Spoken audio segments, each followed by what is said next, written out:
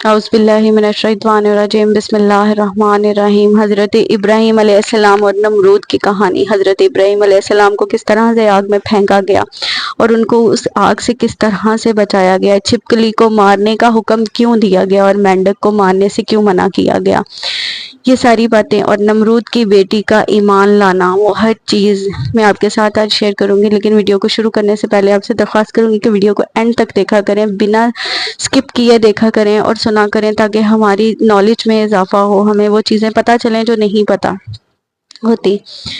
جب حضرت ابراہیم علیہ السلام کو نمرود کے دربار میں بلایا گیا، نمرود ایک ایسا انسان تھا جس نے اپنے سر پر تاج سجایا، وہ واحد ایک بادشاہ تھا جس نے اپنے سر پر تاج سجایا اور اپنی خدائی کا کھلے عام اعلان کیا تھا کہ نعوذ باللہ معاذ اللہ معاذ اللہ، وہ کہتا تھا کہ میں خدا ہوں، میں کچھ بھی کر سکتا ہوں۔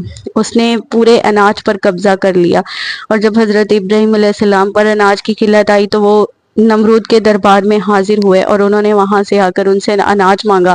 اس سے اناج مانگا تو اس نے کہا کہ تم مجھ پر ایمان لے آؤ، مجھے خدا مان لو تو میں تمہیں اناج دے دوں گا۔ انہوں نے کہا کہ میں ایسا ہرگز نہیں کروں گا، میرا خدا ایک ہے جس کی میں پرستی کرتا ہوں، وہی میرے لیے سب کچھ ہے، میں اپنے خدا کے سوا کسی پر ایمان نہیں لاؤں گا۔ نمرود کو غصہ آیا اور انہوں نے ان کو خالی ہاتھ ہی لوٹا دیا۔ حضرت ابراہیم علیہ السلام کے ساتھ جو چند لوگ آئے تھے وہ بھی پریشان تھے۔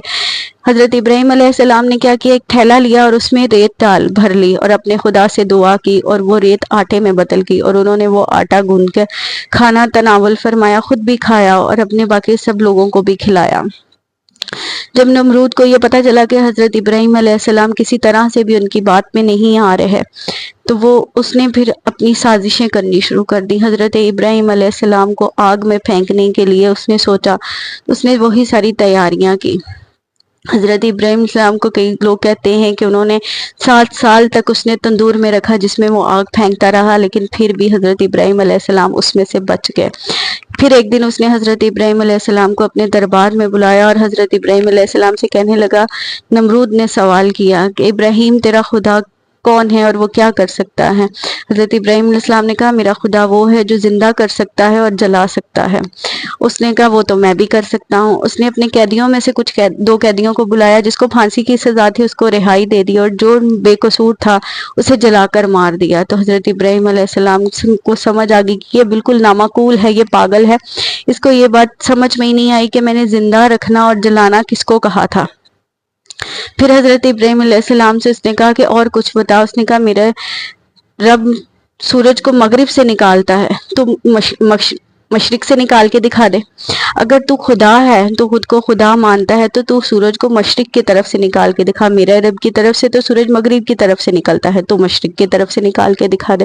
اس بات پر نمرود چپ ہو گیا اور اس کے آس پاس کے لوگوں نے سر جھکا لیا۔ کچھ عرصہ گزرا تو نمرود کو اور ہوا، عید کے دن تھے، گزر گئے۔ لوگ عید کے بعد میلے پر گئے تو حضرت ابراہیم علیہ السلام کو بھی لینے آئے، تو حضرت ابراہیم علیہ السلام نے جانے سے انکار کر دیا۔ جب وہ سب لوگ کافر لوگ وہاں سے چلے گئے تو حضرت ابراہیم علیہ السلام ان کے بت خانہ میں گھسے اور ان کے بتوں کو توڑ دیا، اور یہ بت حضرت ابراہیم علیہ السلام اور ان کے دادا جان کے ہاتھوں کے بنائے ہوئے ہی تھے۔ انہوں نے تمام بت توڑ دیے، لیکن جب وہ اس بت خانہ میں گھسے تو وہاں پر انہوں نے دیکھا کہ بتوں کے آگے بہت سارے مٹھائیاں، کھانے پینے کی چیزیں اور پھل ان کو چڑھاوے کے طور پر رکھے گئے ہیں۔ تو حضرت ابراہیم علیہ السلام نے ان سے سوال کیا کہ تم لوگ یہ کھاتے کیوں نہیں ہو؟ جب آگے سے کوئی جواب نہیں آیا، حضرت ابراہیم علیہ السلام نے پھر سے کہا کہ میں تم لوگوں سے قیام کر رہا ہوں، تم لوگ یہ کھاتے کیوں نہیں ہو؟ میں تم لوگوں سے کلام کر رہا ہوں کہ یہ تم لوگ کھاتے کیوں نہیں ہو؟ تو جب ان کی طرف سے کوئی آواز نہیں تو وہ تو بت تھے، انہوں نے کیا بولنا تھا؟ تو حضرت ابراہیم علیہ السلام نے وہ اپنے ہتھوڑا اٹھایا اور اس سے تمام بتوں کو توڑ دیا اور اپنا ایک کلہاڑا جو سب سے بڑا بت تھا اس کے کندھے پر ٹانگ دیا اور چلے گئے۔ جب وہ اگلے روز واپس آئے تمام کافرین، تو انہوں نے اپنے دیکھا تو ان کا بت پرستوں کا جو ایک کمرہ تھا وہ سارا تہس نہس ہو چکا تھا۔ سب سے پہلے یہ خبر نمرود کو دی گئی تو نمرود نے کہا، جب کوئی نظر ہی نہیں آیا، کسی نے کسی کو دیکھا ہی نہیں، تو ہم یہ کس طرح سے کس کو سزا دے سکتے ہیں؟ 2-3 لوگوں نے کہا کہ ابراہیم نے کہا تھا کہ میں تم لوگوں کے بتوں کو سبق سکھا دوں گا، تو اسی وجہ سے یہ کام ابراہیم کا ہے۔ حضرت اس نے کہا کہ میں تم لوگوں کی صرف ایک گواہی پر ابراہیم کو نہیں سزا دے سکتا، اسی لیے اس کو سریعام بازار میں پکڑ کر لانا پڑے گا۔ پکڑ کے لائے تو حضرت ابراہیم علیہ السلام سے پوچھا کہ تم نے یہ کیوں کیا ہے؟ تو حضرت ابراہیم علیہ السلام نے کہا میں نے نہیں کیا، جو تم لوگوں کے بت پرستی میں سب سے بڑا بت ہے اس نے یہ کیا ہے، دیکھو جا کر اس کے کندھے پر کلہاڑا ہے، جاؤ اس سے جا کے پوچھو کہ اس نے کیوں کیا ہے۔ تو وہ سب لوگوں نے سر نیچے جھکا لیا اور بولے کہ تمہیں پتہ تو ہے کہ یہ بول نہیں سکتے۔ تو حضرت ابراہیم علیہ السلام نے کہا کہ جب یہ بول نہیں سکتے، تم لوگوں کے لیے کچھ کر نہیں سکتے، اپنی مدد نہیں کر سکتے، اپنی صفائی نہیں دے سکتے، تو یہ کس طرح کے خدا ہیں؟ ان کو تم لوگ کیا مانتے ہو؟ یہ تم لوگوں کے نفع اور نقصان میں تم لوگوں کے کس کام آ سکتے ہیں؟ جب یہ تم لوگوں کو نفع نہیں دے سکتے تو تم لوگ اپنے نقصان کے لیے ان کے پاس کیوں آتے ہو؟ پھر حضرت ابراہیم علیہ السلام کو قید کر لیا گیا اور وہاں کے لوگ طیش میں آ گئے اور انہوں نے سوچا کہ حضرت ابراہیم علیہ السلام کو آگ میں جلائیں گے۔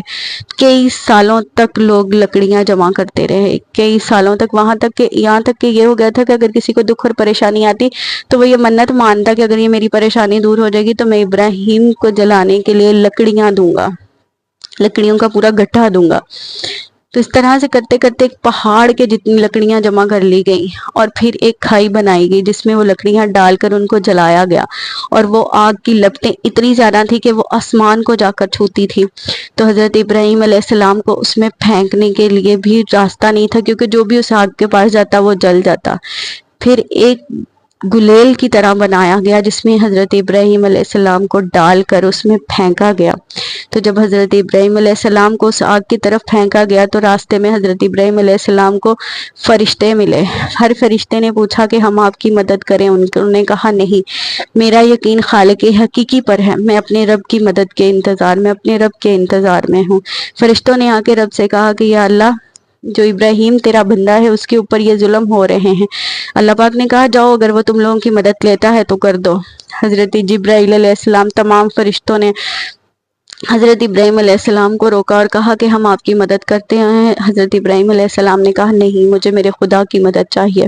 تو کہا جاتا ہے کہ جب حضرت ابراہیم علیہ السلام کو آگ میں پھینکا گیا تو وہاں پر آگ کے شعلوں کی جگہ پھولوں کے بستر بن گئے۔ وہ آگ ان کے لیے اتنی ٹھنڈی کر دی میرے رب نے کہ وہاں کے لوگ 3 دن تک، وہاں کے لوگوں کے چولہوں کی آگ گرم نہیں ہو سکی، 3 دن تک ٹھنڈی رہی۔ کہتے ہیں کہ شکر ہے کہ اللہ پاک نے اس آگ کو ٹھنڈک کے ساتھ ساتھ رحمت والی کہہ دیا، ورنہ وہ آگ حضرت ابراہیم علیہ السلام کے لیے بہت زیادہ ٹھنڈک بن جاتی۔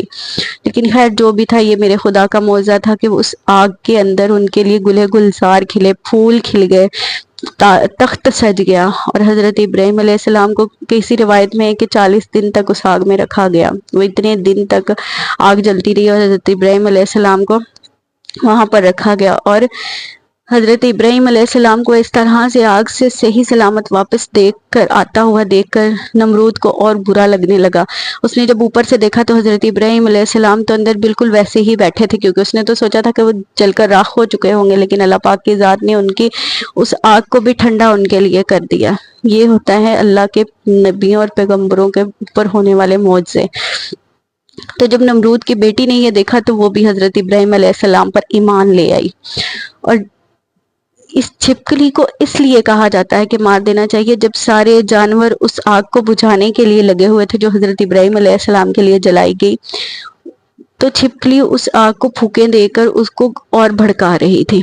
اسی لیے چھپکلی کو حکم دیا گیا ہے کہ چھپکلی کو مار دینا چاہیے۔ چھپکلی کو مارنا حرام نہیں ہے بلکہ صحیح ہے، چھپکلی کو مارنے کا حکم دیا گیا ہے۔ تو حضرت ابراہیم علیہ السلام کے لیے وہ آگ ٹھنڈک بن گئی، اور نمرود کی اس بیٹی نے جب پہاڑ کی چوٹی سے یہ سارا واقعہ دیکھا تو وہ حضرت ابراہیم علیہ السلام پر ایمان لے آئی، اور اس نے کہا کہ ابراہیم علیہ السلام کو، اس نے وہی چوٹی سے کہا کہ کیا میں آپ کے پاس آ سکتی ہوں؟ حضرت ابراہیم نے کہا اگر ایمان لے آؤ تو ضرور آ سکتی ہو، کلمہ پڑھ لو۔ اس نے کلمہ پڑھا تو حضرت ابراہیم علیہ السلام کے پاس گئی، اور وہاں سے پھر وہ سیدھا اپنے گھر چلی گئی۔